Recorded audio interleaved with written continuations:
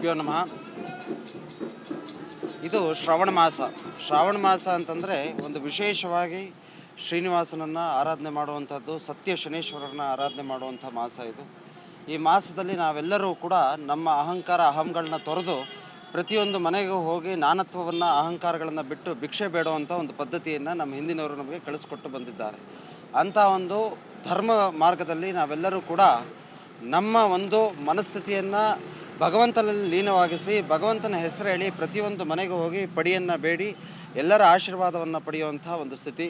ಅದೇ ರೀತಿಯಲ್ಲಿ ಇವತ್ತು ನಮ್ಮ ಶನೇಶ್ವರ ದೇವರ ಒಂದು ಉತ್ಸವವನ್ನು ಹೊರಟಿದ್ದೀವಿ. ಅದು ಲೋಕ ಕಲ್ಯಾಣಕ್ಕಾಗಿ, ಜಗತ್ತಿನ ಒಂದು ಹಿತರಕ್ಷಣೆಗೋಸ್ಕರ, ನಮ್ಮ ರೈತಾಪಿ ವರ್ಗದವರು, ನಮ್ಮ ಎಲ್ಲ ಬಂಧುಗಳಿಗೆ ಒಂದು ಹಿತವನ್ನು ಕೋರೋದಕ್ಕೋಸ್ಕರ, ಭಗವಂತನ ಕೃಪೆ ಎಲ್ಲರ ಮೇಲೆ ಇರಲಿ ಅನ್ನೋದಕ್ಕೋಸ್ಕರ ನಾವು ಜಾತಿ ಧರ್ಮಗಳನ್ನು ಬಿಟ್ಟು ಎಲ್ಲ ಧರ್ಮಗಳು ಎಲ್ಲ ಮತಗಳು ಒಂದಾಗಲಿ ಎನ್ನುವಂಥ ಒಂದು ಮನಸ್ಥಿತಿಯನ್ನು ಇಟ್ಕೊಂಡು ಭಗವಂತನ ಕೃಪೆ ಇರಲಿ ಅಂತ ಅವನ ಪ್ರಾರ್ಥನೆ ಮಾಡ್ತಾ ಇವತ್ತು ಶನೇಶ್ವರರ ಉತ್ಸವಕ್ಕೆ ಹೊರಟಿದ್ದೀವಿ. ಇಡೀ ನಮ್ಮ ನಾಡಿನ ಜನತೆಗೆಲ್ಲ, ಇಡೀ ನಮ್ಮ ದೇಶಕ್ಕೆ ಸುಭಿಕ್ಷ ಆಗಬೇಕು, ಎಲ್ಲರಿಗೂ ಒಳ್ಳೆಯದಾಗಬೇಕು ಅನ್ನುವಂಥದ್ದೇ ನಮ್ಮ ಪ್ರಾರ್ಥನೆ. ಶ್ರೀ ಮಾದೇಶ್ವರ ಸ್ವಾಮಿ ನಾಯಕರ ಸಂಘಕ್ಕೆ ಸೇರಿರುವ ಶನೇಶ್ವರ ಭಕ್ತ ಮಂಡಳಿ ವತಿಯಿಂದ ಇಂದು ಕೊನೆಯ ಶನಿವಾರ ಶ್ರಾವಣ ಮಾಸದ ಪ್ರಯುಕ್ತ ನಮ್ಮ ಏರಿಯಾದಲ್ಲಿ ಅದ್ಧೂರಿಯಾಗಿ ಆಚರಣೆ ಮಾಡ್ಕೊಂಡು ಬಂದಿದ್ದಾರೆ.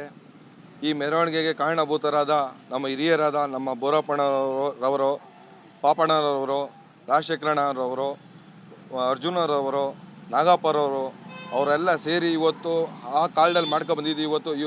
ಇವತ್ತೊಂದು ದಿನ ನಮ್ಮ ರಘುವಣ್ಣ ಸ್ವಾಮಿಯರವರು, ಸಿದ್ದಾಪುರವರು, ರಾಜಪ್ಪ ಚಿಕ್ಕಮೊಗ ಶನೇಶ್ವರ ಭಕ್ತ ಮಂಡಳಿ ವತಿಯಿಂದ ಮಿನಿ ದಸರಾ ರೂಪದಲ್ಲಿ ಮಾಡ್ಕೊಂಬರ್ತಿದ್ದಾರೆ.